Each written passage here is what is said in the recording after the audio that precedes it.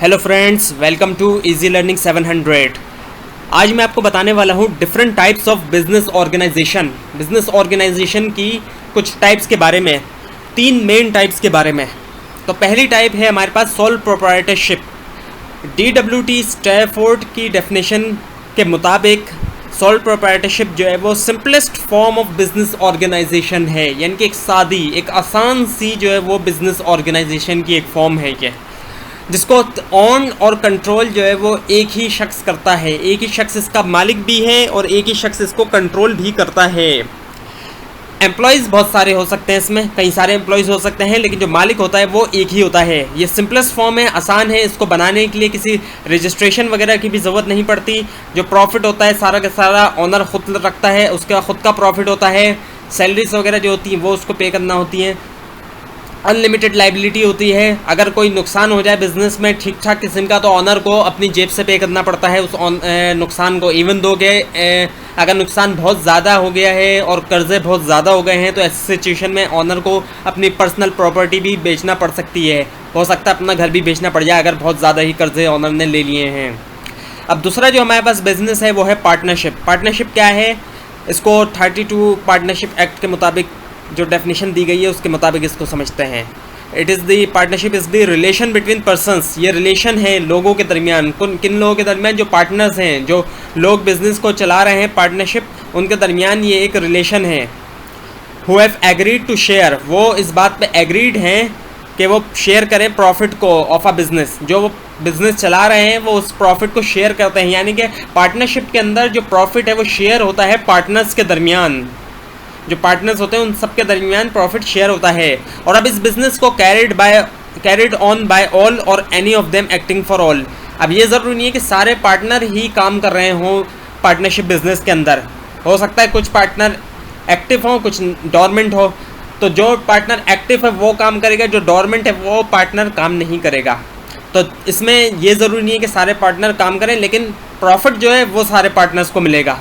हो सकता है किसी पार्टनर ने पैसा लगाया हो और कोई पार्टनर काम करता है, तो इस बुनियाद पे दोनों की पार्टनरशिप बन जाए। तो जो पैसा लगाने वाला है वो काम नहीं कर रहा, उसका पैसा लगा हुआ है, और दूसरा पार्टनर ऐसा है जो काम कर रहा है, वो उसकी वजह से प्रॉफिट ले रहा है। तो इसमें प्रॉफिट शेयरिंग होती है। और ज़रूरी नहीं कि एक ही पार्टनर जो है वो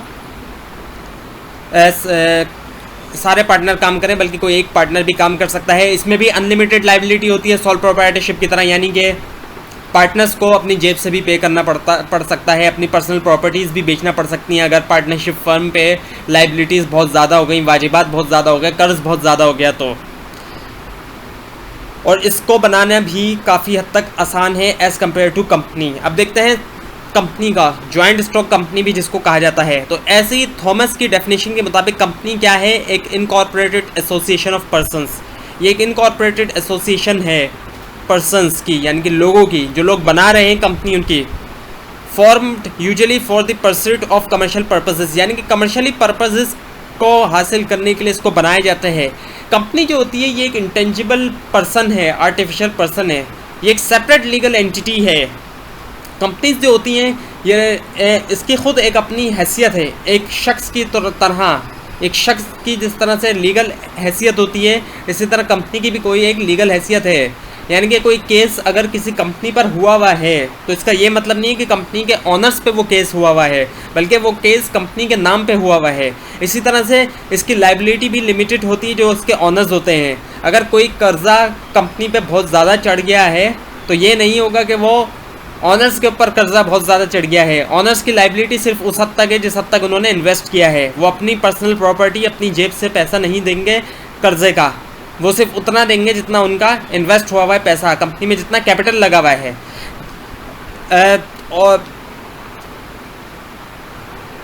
और इसको बनाने के लिए रजिस्ट्रेशन लाजमी होती है। विदाउट रजिस्ट्रेशन कोई भी कंपनी बन नहीं सकती, और इसको बनाने के लिए काफ़ी सारा लंबा प्रोसेस लगता है।